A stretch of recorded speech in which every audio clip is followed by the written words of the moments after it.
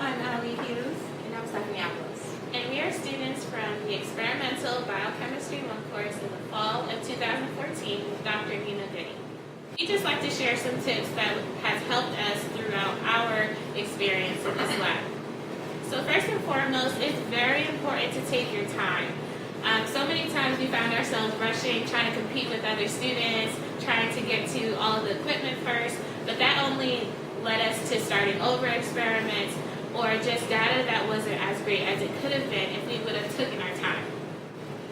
It's also very important to ensure that everyone in your group understands the protocol. This is very important as well because if you only know the protocol, that doesn't benefit your team members in any way when it comes to the exam and when it comes to experience. But also, you might have your partner doing one part of the experiment and they might mess it up because they don't really understand what the module is actually asking for. So it's important that everyone really sits down and understands what they're actually doing before they do it. And also, it's great that everyone should participate in the experiment.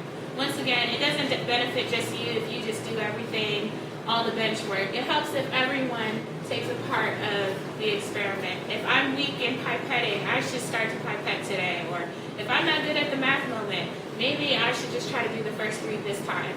Just work as a team.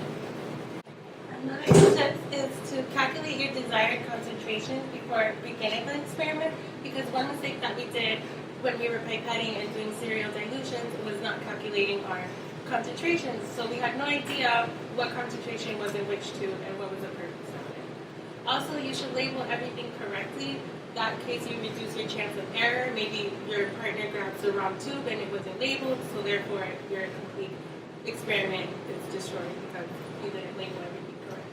Also, it is important to work as a team because, as Dushana said, if I'm being the leader and I'm starting everything and I'm doing everything, maybe my other partners don't understand what I'm doing, and if it's their turn to do something, they might mess it up. And we all have to understand what's the purpose of the experiment and why are we doing this.